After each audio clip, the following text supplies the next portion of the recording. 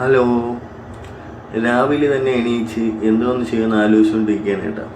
അപ്പോഴാണ് വിചാരിച്ചത് മീൻ ഇട്ടേക്കുന്ന ബേസ് മൊത്തം പായൽ പിടിച്ച് കിടക്കണം കേട്ടോ. പച്ച കളർ പായലായില്ല. അപ്പോൾ വിചാരിച്ച് അതിൻ്റെ വെള്ളം മാറ്റിക്കളയാം.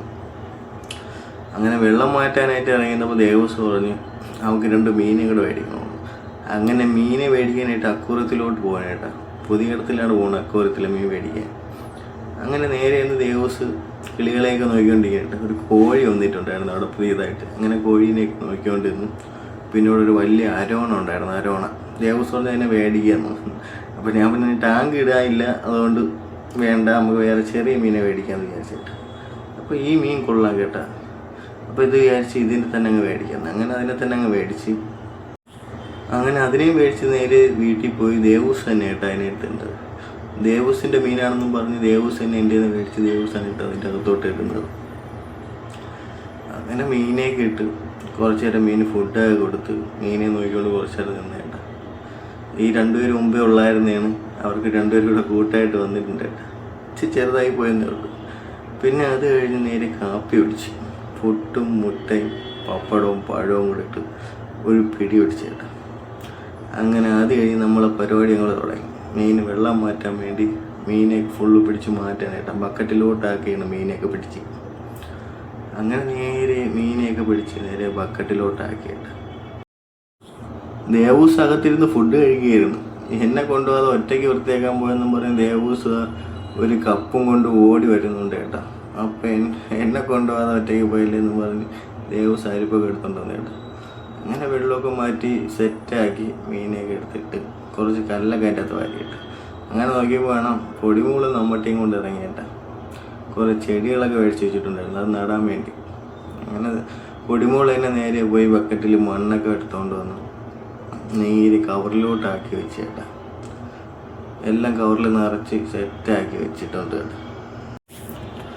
അങ്ങനെ കുറച്ച് നേരം ഞാനും പൊടിമൂളയൊക്കെ സഹായിച്ചു എടുത്ത് കുറച്ച് കഴിയുമ്പോൾ പൊടിമൂള കാണാനില്ല കേട്ടാ. നോക്കിയപ്പോൾ തളർന്ന് ക്ഷീണിച്ച് വന്നിരിക്കുകയാണ് കേട്ടോ. അത് കഴിഞ്ഞ് നമ്മൾ കുളിച്ച് റെഡിയായി നമ്മൾ മീൻമുട്ടി പോകാനായിട്ട് റെഡി ആയിട്ടിരിക്കുക കേട്ടോ. മീൻമുട്ടി പോയിട്ടുള്ളവർക്ക് അറിയാം അതെവിടെയാണെന്ന്. അവിടെ ചെറിയൊരു വെള്ളച്ചാട്ടമുണ്ട് കേട്ടോ. അവിടെയാണ് പോണത്. അങ്ങനെ ഞാനും ദേവൂസും കൂടെ പോവാണ് കേട്ടോ. പൊടിമോളും പിന്നെ എൻ്റെ വല്യമ്മയുടെ മോളും വേറെ വണ്ടിയിലാണ് കേട്ടോ വരുന്നത്. അങ്ങനെ നമ്മൾ അവിടെ എത്തി കേട്ടോ. ഇത് കാണുമ്പോൾ ഇവിടെ പോയിട്ടുള്ളവർക്ക് അറിയാൻ പറ്റും ഇത് എവിടെയാണെന്ന് കേട്ടോ സ്ഥലം. പക്ഷേ നമ്മൾ പോയപ്പോൾ തിരക്കൊന്നുമില്ലായിരുന്നു കേട്ടോ. വെള്ളമൊക്കെ ഒരുമാതിരി കലങ്ങിക്കിടന്നു. നമ്മൾ കുളിക്കാമെന്നും പറഞ്ഞായിരുന്നു പോയിരുന്നത്. പക്ഷെ കുളിക്കാൻ പറ്റിയില്ല കേട്ടോ. വെള്ളമൊക്കെ ഒരുമാതിരി സ്മെല്ലൊക്കെ ആയിരുന്നു, ഒരുമാതിരി കലക്കൽ വെള്ളമൊക്കെ ആയിരുന്നു. പിന്നെ താഴോട്ട് കഴിയുമ്പോൾ അവിടെ കുറച്ച് പേര് കുളിക്കണുണ്ട് കേട്ടോ. എങ്ങനെ കുളിച്ചെന്ന് അറിയുമ്പോൾ വെള്ളമൊക്കെ നല്ല സ്മെല്ലായിരുന്നു. അതുകൊണ്ട് നമ്മളവിടെ നിന്ന് തിരിച്ച് അങ്ങനെ തിരിച്ചു പോണ വഴിയിൽ കരിക്ക് ഇട്ട് വെക്കണുണ്ട്. അപ്പോൾ ദേവസിന് കരിക്ക് വേണമെന്ന് പറഞ്ഞു.